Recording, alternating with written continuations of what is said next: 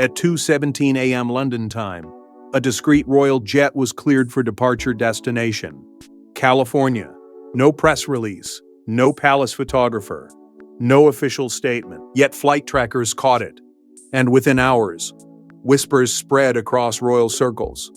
Prince William had personally authorized the aircraft. Its mission: to bring Prince Harry back to Britain for what insiders were calling a final family matter. But final in what sense?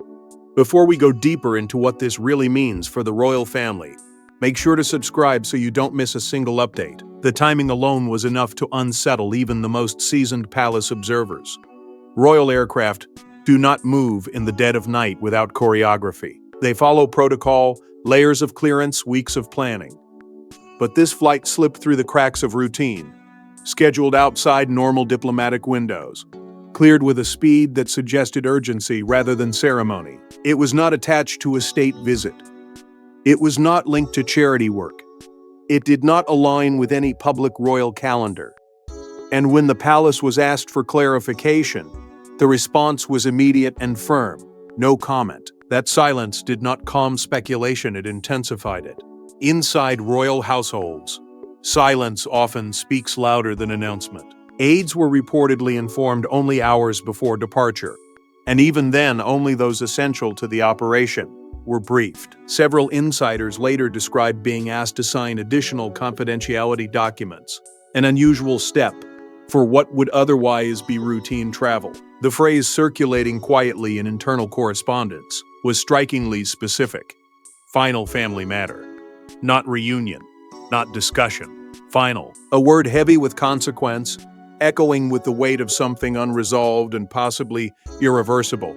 Even more telling was who was not involved. Senior courtiers, figures typically present in high-level family strategy, were notably absent from the planning stage. Decisions of this magnitude usually pass through layers of advisory approval, yet this one appeared streamlined, almost surgical. William himself, according to sources, oversaw the arrangements directly. He did not delegate. He did not distance himself. He authorized the aircraft, approved the flight window, and insisted the mission remain private. That level of personal involvement suggests something deeper than optics. This was not about public reconciliation photographs or carefully staged balcony unity. It carried the tone of necessity. There are moments in royal history when gestures are symbolic, and then there are moments when gestures are survival. The difference is subtle but unmistakable. Those closest to the situation have hinted that this decision was driven not by emotion alone, but by timing, by the sense that whatever needed to be said could not wait another month, another week, perhaps not even another day. Pride, distance, and past grievances were suddenly secondary to something far more pressing, because when a future king sends a private plane across the Atlantic in the middle of the night, bypassing tradition and tightening circles of secrecy, it signals a shift beneath the surface of the crown itself.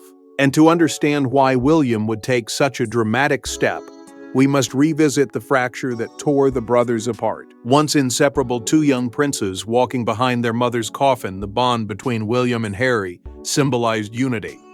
But over time, differences widened into silence. Silence hardened into public distance, and distance became something colder. So what could possibly compel William to bridge a divide that seemed permanently etched into royal history? To understand the magnitude of that question, we have to return to the beginning, not to titles or ceremonies, but to grief. The loss they endured as boys did not simply shape them. It defined them. They stood side by side in the glare of global sorrow, bound not only by blood, but by trauma. In those early years, they leaned on one another. William, the steady elder brother learning restraint. Harry, the restless younger sibling craving warmth and honesty. Together, they represented resilience. Together, they represented resilience. Together, they carried the emotional weight of a nation's sympathy. But shared pain does not guarantee shared purpose. As they matured, the crown demanded different versions of each man. William was trained to absorb pressure without reaction, to internalize, to endure. His path was rigid, inevitable, heavy with expectation. Harry, by contrast, sought space beyond tradition.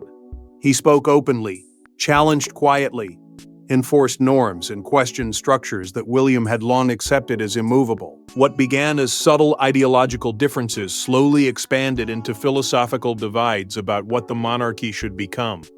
Reform or preservation, transparency or discipline, evolution or continuity. These were not abstract debates. They were deeply personal convictions. Inside palace walls, disagreements that might have once ended with a handshake grew sharper. Insiders would later describe years of unsaid things, conversations postponed, frustration swallowed. William chose composure. Harry chose expression. Each believed he was protecting something essential. William, the institution. Harry, his independence. Neither fully recognized how the other's method felt like rejection. And as private conversations grew strained, the public began to notice the distance. Appearances together became rarer. Statements grew measured. Even their body language seemed to speak in pauses rather than partnership. Geography intensified what emotion had already fractured.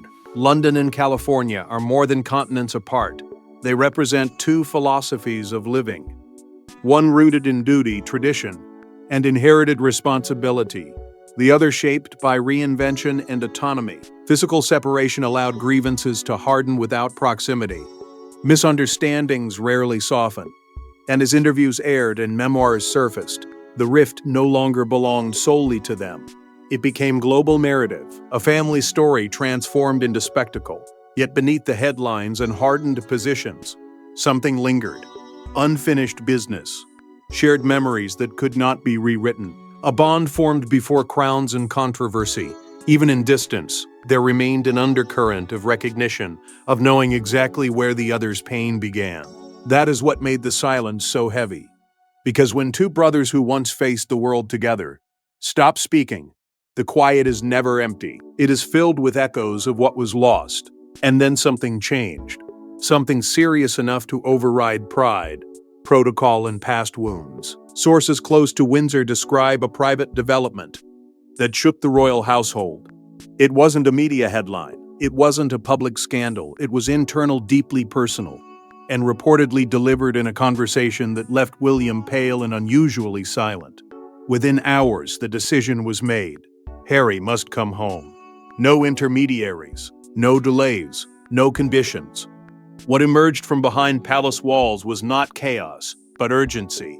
The kind that tightens voices and shortens sentences. Insiders suggest the issue touched the very core of the monarchy's continuity, something tied to legacy, to the fragile line between past and future.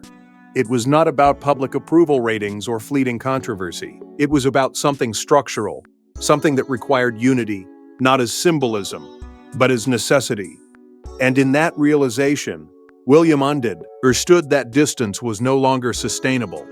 There has been speculation that the matter concerns succession clarity questions that cannot be answered through staff briefings or filtered through advisors. When the stability of the crown intersects with unresolved family fractures, the margin for miscommunication disappears. William reportedly insisted the conversation must happen face-to-face, not through encrypted calls, not through emissaries. Directly. He knew that certain truths lose their weight when delivered from afar, and if this was to be the final conversation on the matter, it needed to carry the gravity of presence. The word final began to circulate quietly within inner circles. It was not used lightly. In royal language, final suggests closure, permanence, a line drawn that cannot be easily erased. It carries both authority and warning. For William, that word signaled something profound. This was not an attempt to revisit old grievances or soften old statements. It was about confronting something decisive before circumstances forced the family's hand. Time, according to those familiar with the situation, was not an abstract pressure. It was immediate. Catherine, ever measured, reportedly stood firmly beside William's decision. She understood the emotional risk. She understood the political implications. Yet she also recognized that avoidance would only deepen the fracture. Her support was not dramatic or loud. It was steady. And in moments like this, steadiness can be more powerful than persuasion. Advisors, however, were less certain. Some warned that reopening communication could reignite dormant tensions. Others feared that bringing Harry back might blur carefully rebuilt boundaries. But caution, in this case, felt like delay, and delay felt dangerous. For years, pride and protocol had dictated the pace of reconciliation. Now urgency dictated it instead. Whatever the development was, it had pierced through hesitation. It had forced William to look beyond resentment and toward responsibility. Because when legacy is on the line, personal discomfort becomes secondary. And beneath all the speculation, one truth remained clear. This was not a symbolic gesture. It was a calculated risk born from necessity. Across the Atlantic, the call reached California, and Harry faced a choice he never expected to confront. When the message arrived, Harry reportedly read it twice. Then once more. A private plane awaited. No press. No guarantees. Just a brother asking him to come home for something final. After years of distance and defiance, stepping back onto British soil would mean reopening chapters he had fought hard to close. For a man who had built an ocean between himself and the institution that shaped him, this was more than a travel request. It was a reckoning. Independence had become his shield. His declaration that he would no longer operate within boundaries that felt suffocating. Yet blood has a way of cutting through declarations. The invitation did not come through staff or formal channels. It came directly, carrying the weight of shared history. And in that simplicity, it unsettled him. Because this was not negotiation. Because this was not negotiation. It was necessity. Harry's internal conflict reportedly unfolded in waves. Loyalty versus self-preservation.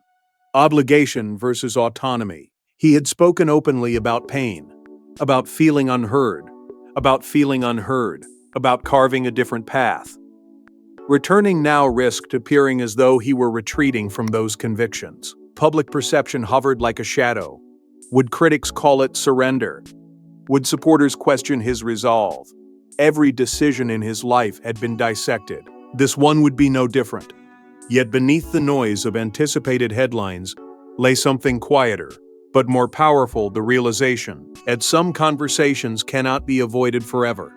Those close to him suggest that discussions behind closed doors in California were emotional, measured, and deeply personal. The phrase, final family matter, carried implications no one could ignore.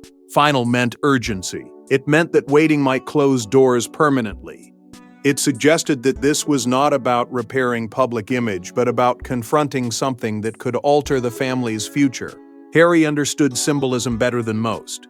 Accepting William's plane was not merely about transportation. It was an acknowledgement of connection, a signal that despite every interview, every strained silence, the bond had not been entirely severed. There was also an unspoken truth hovering over the decision. This invitation may not have been optional. When a future king requests your presence under the banner of finality, the gravity is unmistakable. Refusal would not just deepen personal distance. It could redefine his place within the family narrative permanently.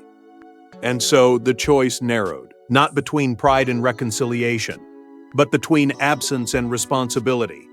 When he finally agreed, there was no spectacle, no dramatic announcements, no entourage to frame the moment as triumphant or defiant. He boarded quietly, deliberately.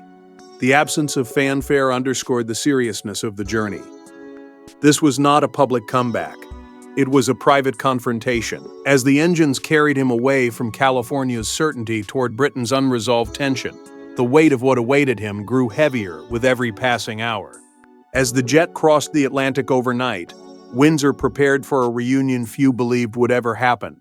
Just before dawn, the jet touched down. No royal convoy spectacle, no waving crowds. Harry was driven through a side entrance at Windsor Castle, an entrance reserved for moments of utmost privacy.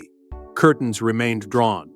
Staff were cleared from corridors. Whatever this final family matter was, it demanded complete silence. The arrival carried none of the grandeur once associated with royal reunions.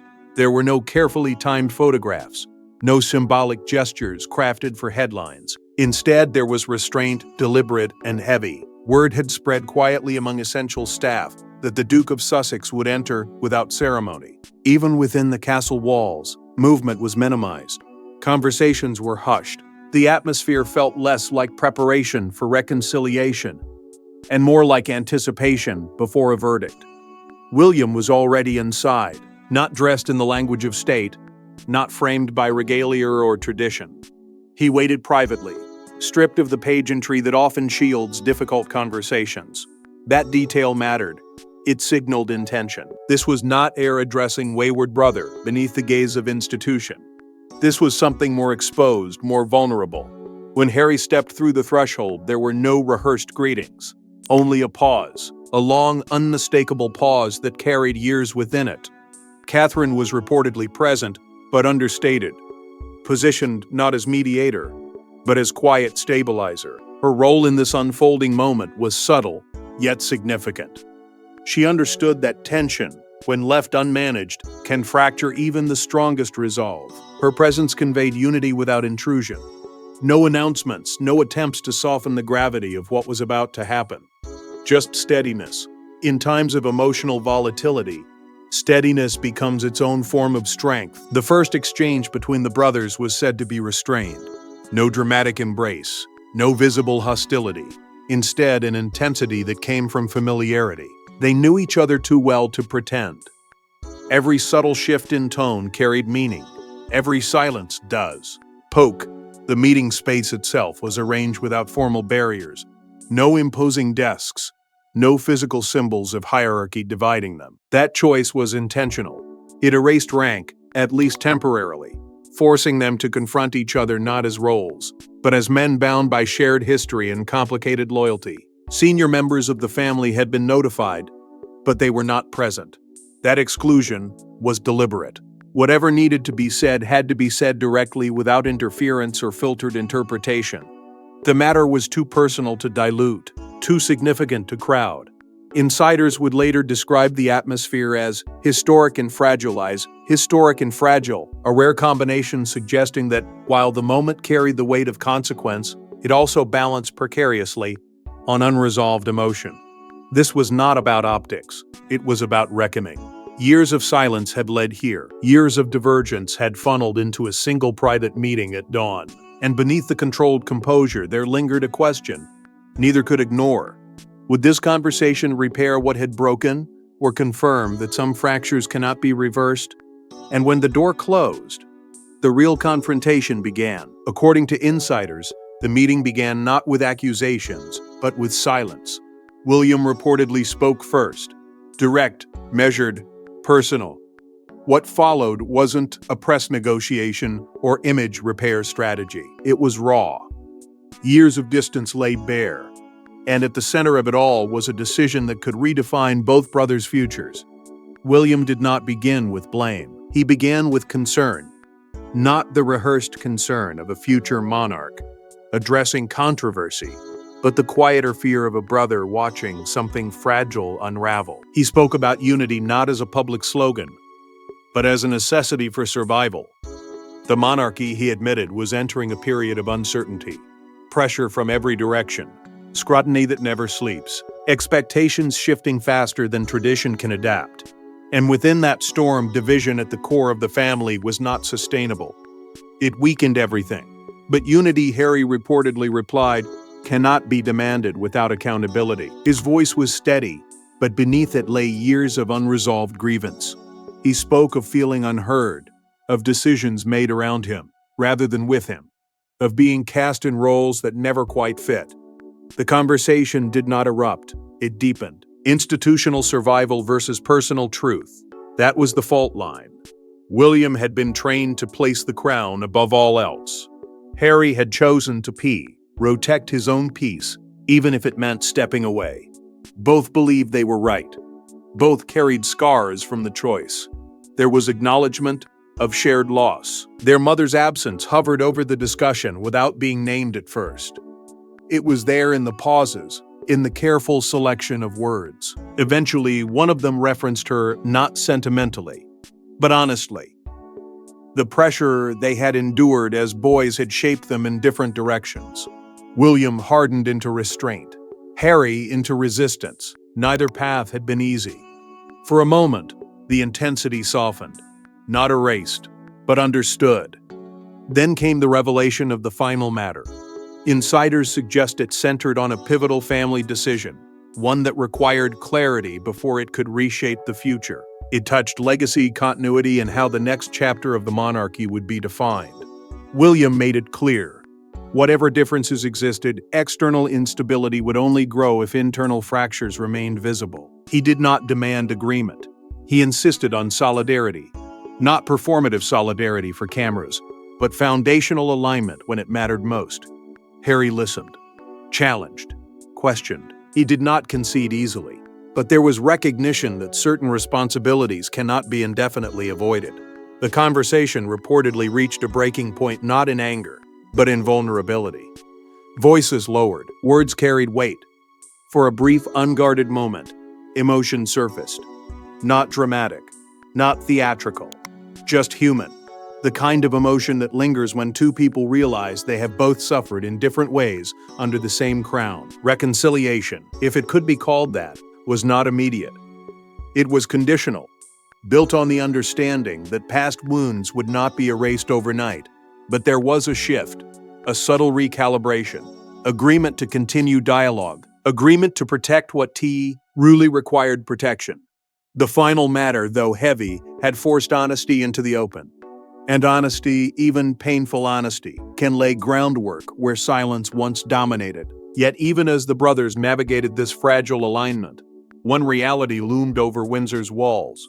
Reconciliation comes with consequences, and not everyone within the palace would embrace this renewed closeness. Word spread quickly within palace walls. Harry was inside Windsor. Some aides reportedly welcomed the reunion. Others worried about optics, stability, and trust. Reopening family dialogue meant reopening risk. Could unity strengthen the monarchy or fracture it further? Within hours, the inner machinery of the institution began to turn. Private secretaries exchanged urgent briefings. Communications teams quietly assessed possible scenarios. The mere presence of Harry under Windsor's roof carried strategic consequences. For some advisors, the reunion represented opportunity, a chance to soften years of public tension and signal maturity at the highest level of the royal family. But for others, it stirred unease. They remembered how quickly past conversations had spilled beyond private walls and into global headlines. Trust, once shaken, does not restore itself overnight. The central debate was not emotional. It was tactical. Should the palace acknowledge the meeting and control the narrative, or preserve silence and avoid fueling speculation? Transparency could demonstrate confidence. Confidentiality could protect fragile progress. Each option carried risk. A public admission might reignite controversy. A refusal to comment could appear secretive. In royal strategy, perception is as powerful as truth. And at this moment, perception hung delicately between reconciliation and instability. Catherine's presence again became significant, not as a spokesperson, but as an anchor. Her calm demeanor reassured some who feared volatility. She understood the emotional currents running beneath the strategy. Stability, she believed, was not merely about statements. It was about tone. If this renewed closeness between the brothers was to endure, it would require subtle reinforcement rather than dramatic display. Her influence, though quiet, began shaping the atmosphere within the palace corridors. King Charles, according to insiders, was informed of the developments but remained uninvolved in the direct exchange. His distance was intentional. This was not a moment for paternal intervention. It was a moment for two future-defining figures to navigate their own reckoning. Yet even his absence carried meaning. It underscored how pivotal the brothers' relationship had become to the monarchy's forward trajectory. The crown's continuity no longer rested solely on tradition. It rested on cohesion. Still, beneath strategic calculations lay an unspoken fear. Reconciliation could shift internal power dynamics. A restored alliance between William and Harry might alter how decisions were made, how influence was distributed, how narratives were shaped. Some senior staff worried about unpredictability. Others feared that reopening dialogue might expose lingering tensions not yet resolved. In institutions built on control, unpredictability is unsettling. And yet, amid all the analysis and guarded discussions, one truth quietly emerged. The real impact of the meeting could not be measured solely in political terms, because while advisors debated optics and hierarchy, something deeper had begun to shift behind closed doors. Yet the most powerful outcome of the meeting wasn't political. It was personal. Hours after the meeting began, observers noticed something subtle but undeniable. The tension that marked the arrival had softened. The brothers emerged separately, but the distance between them felt different. Not erased, not forgotten, but recalibrate. Whatever had been said behind closed doors did not magically undo years of strain. There were no sweeping declarations, no theatrical reconciliation, but there was a shift, quiet, restrained, almost fragile. Insiders suggest that at one point during the conversation, the two stepped away from the intensity of the discussion and took a private walk within the Windsor grounds, not for spectacle, not for symbolism, for space. In that space, without advisors or expectation, they reportedly spoke not as public figures, but as sons. Their mother's legacy surfaced again, this time not as a shadow of grief, but as common ground. She had raised them to understand duty, yes, but also compassion, to protect each other when the world felt overwhelming. For years, that protection had taken different forms. William protected the institution. Harry protected his independence. But in that shared reflection, there was recognition that perhaps both had been trying, in their own ways, to honor the same source of strength. That realization did not erase past words, but it reframed them. There was reportedly an agreement, unspoken yet clear, that future family matters would remain private. No more public interpretation of personal conflict. No more allowing external narratives to shape internal realities. Face-to-face honesty, however uncomfortable, had proven more powerful than distant declarations. They committed to continuing the dialogue, not in grand gestures, but in steady communication. The understanding was simple. Trust does not return in a single afternoon. It rebuilds slowly, deliberately, through consistency, rather than spectacle. Catherine's role in this recalibration remained subtle yet significant. Her presence throughout the day had created stability without intrusion. She did not dominate the conversation, nor did she withdraw entirely. Instead, she reinforced a tone of balance. In moments where emotion threatened to overtake reason, her steadiness anchored the exchange. Those close to the situation believe her influence helped ensure that the meeting moved forward, rather than unraveling into old patterns. When the brothers finally separated that evening, there was no triumphant narrative to offer the world. But neither was there the same rigidity that had defined their last public interactions. Something had shifted internally, not dramatic, not absolute, but real.